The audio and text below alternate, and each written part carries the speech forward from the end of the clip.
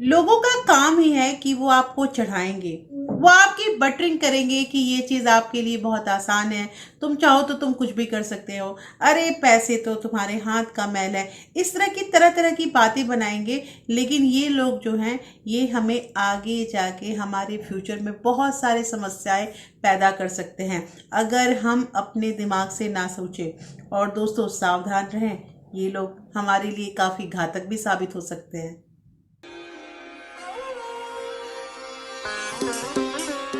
Hello everyone, welcome back to my channel real life with Tuku. कैसे हैं आप लोग? आई होप आप बहुत अच्छे होंगे और सेहतमंद होंगे और आप लगातार मेरी वीडियो के साथ भी बने हुए होंगे।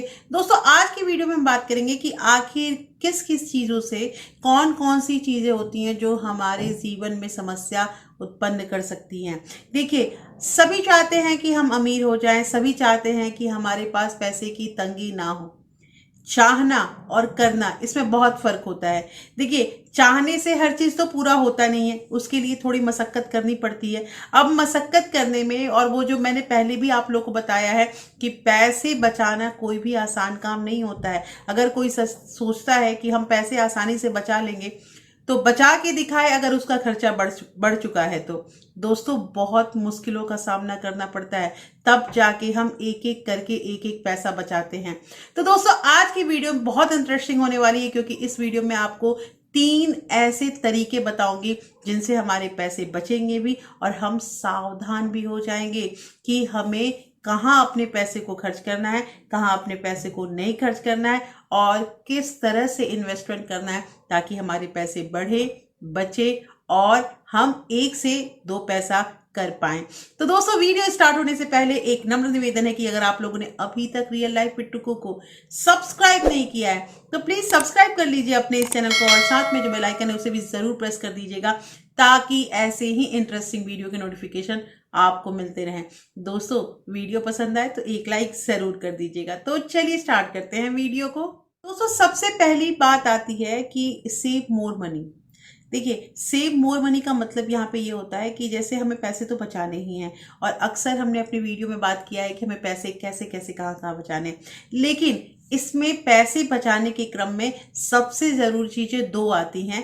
पहला कि शुरुआत जल्दी करें और दूसरी चीज आती है कि कंटिन्यूटी बरकरार रखें। देखिए, किसी भी चीज में अगर हम कंटिन्यूअस वर्क करते हैं, कंटिन्यूअस हम उस काम को करते हैं तो एक समय ऐसा आ सकता है, हम ये अनुमान लगा सकते हैं कि शायद ये काम हमारा कंप्लीट हो जाए या शायद हम अपने मंजिल तक पहुंच जाएं। लेकिन अगर कंटिन्यूटी ही बरकरार नहीं रहेगी तो हमारे पैसे बचेंगे कैसे? तो सबसे पहली चीज ये होती है दोस्तों कि देखिए, सब जब स्टार्टिंग में अपना करियर स्टार्ट करते हैं ना तो सबके पास पैसे नहीं होते हैं। सब धीरे धीरे करके ही कुछ कर पाते हैं। मैंने भी जब अपना करियर स्टार्ट किया था तो मैं आपको बताती हूँ कि फर्स्ट टाइम जो मेरी सैलरी थी ना, वो मतलब पहला जो मेरा सैलरी था जब मैंने जॉब ज्वाइन किया था 4500 था।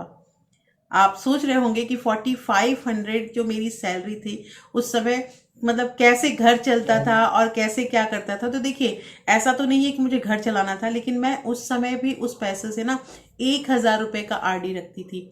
और 1000 का आरडी जो है वो जैसे जैसे मतलब पूरे ईयर मेरा 12,000 रुपये जब जमा होता था और इस पूरे साल में मेरे पास कुछ ना कुछ पैसे एक्स्ट्रा हो ही जाते थे। ज्यादा नहीं, 3-4 हजार रुपये तो हो ही जाते थे। तो मैं कोशिश करती थी कि उस 12,000 के आरडी का कम से कम 15,000 करके एक एफडी बना दूं। और इस तरह से कर करके मैंने बहुत मुश्किलों से अपने पैसे को बचाए हैं। हाँ, ये बात सही है कि मेरे पैसों से घर नहीं चलता था और उसमें इतनी भी महंगाई नहीं थी जब मैंने अपना करियर स्टार्ट किया था, लेकिन शुरुआत मैंने किया उसी 1000 रुपये से। आज 1000 रुपये कब 10,000 की सेविंग हुई और कब ये 10,000 जो है वो कन्वर्ट होके आगे बढ़ते गया, ये पता भी नहीं चला। तो दोस्तों कहना यहाँ पे ये है कि सेव तो करना ही है, पैसे बचाने तो है ही, लेकिन ये चीज ध्यान रखना है कि शुरुआत हमें जल्दी करना है और कंटिन्यूटी बरकरार रखनी है। अगर हम कुछ काम करते हैं और बीच में हम स्टॉप कर देते हैं या कुछ दिनों के लिए पॉज कर देते हैं कि अरे बाद में करेंगे जब हमारा मूड होगा या जब हमारी सैलरी थोड़ी और बढ़ जाएगी तब हम सेविंग करेंगे, तो ये कभी नहीं होगा। जैसे जैसे आपकी सैलरी बढ़ेगी वैसे वैसे महंगाई रूपी जो एक मतलब जो चीज़ होती है वो हमारा पीछा कभी नहीं छोड़ेगी। महंगाई भी साथ के साथ बढ़ रही है, इसलिए सेविंग जल्द से जल्द स्टार्ट कीजिए। कुछ कमेंट मेरे पास ये आए थे कि दीदी हम पैसे तो बचाते हैं, हर मंथ पैसे बचाते हैं, लेकिन फिर भी हमारा पैसा जो है वो मतलब अच्छा अमाउंट नहीं हो पाता है, और इसके अलावा हमारे पास जितना हमारे पास पैसे बचते नहीं हैं उससे ज़्यादा हम कर्जे के जाल में फंस जाते हैं। तो देखिए दोस्तों, इसमें एक ही उपाय है।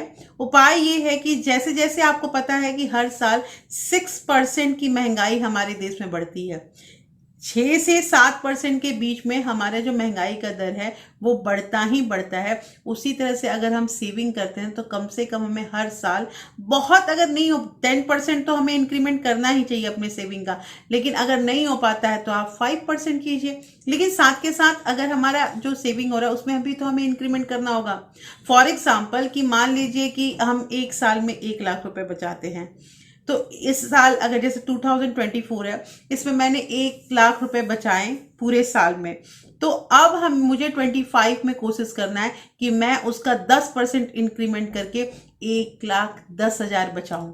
तो ऐसे करके अगर हम चलेंगे, आगे जाके हम उसी का और 10% इंक्रीमेंट करेंगे, तब जाके पैसे जो है ना वो बढ़ते हैं। और तब ऐसा आता है कि जो कर्जे वाली जो स्थिति होती है उससे हमारी जो सेविंग होती है वो ऊपर हो जाती है।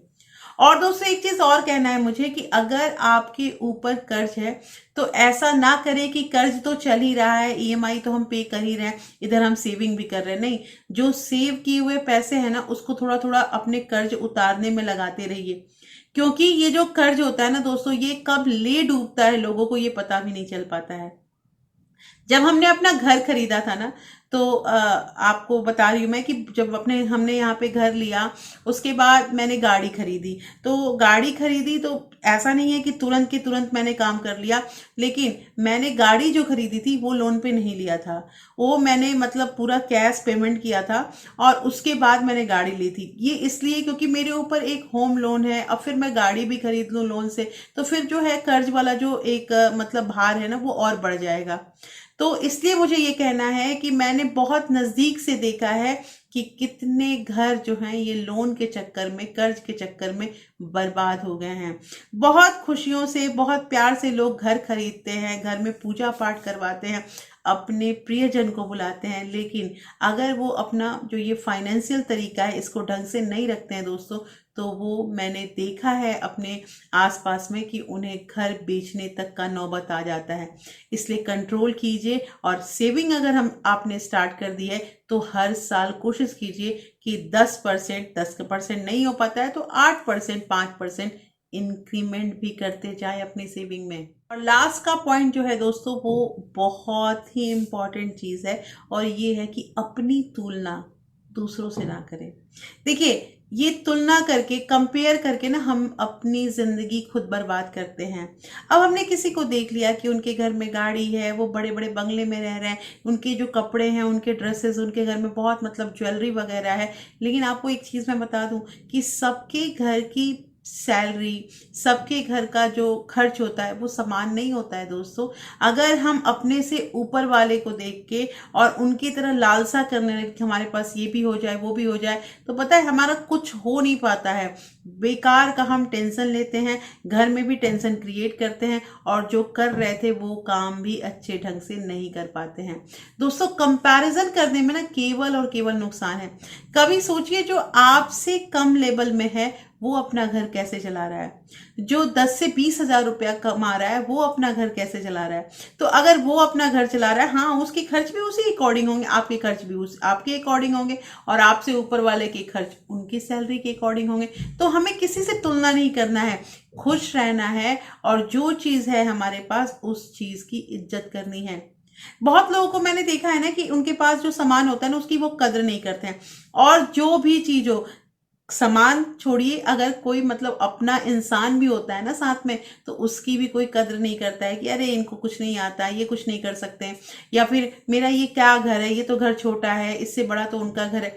आपको वही घर मिला है, और उसी घर से, उसी इंसान से आप तरक्की कर सकते हैं। इज्जत कीजिए अपनी हर चीज का, और आगे बढ़ने के लिए, अगर आपको आगे बढ़ना है तो दोस्तों हर एक चीज का सम्मान कीजिए, और सबसे इम्पोर्टेंट चीज, खुश रहिए, तभी हम आगे बढ़ेंगे, तभी हम अमीर बन सकते हैं, तभी हम पैसे वाले बन सकते हैं और तभी हमारे घर में सारी खुशियां भी आ सकती हैं।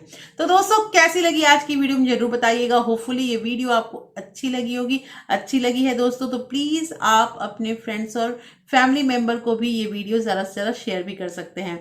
और फिर मैं मिलती हूँ आपसे ऐसे ही एक इंटरेस्टिंग वीडियो के साथ। तब तक अपना प्यार और सपोर्ट ऐसे ही बरकरार रखिएगा।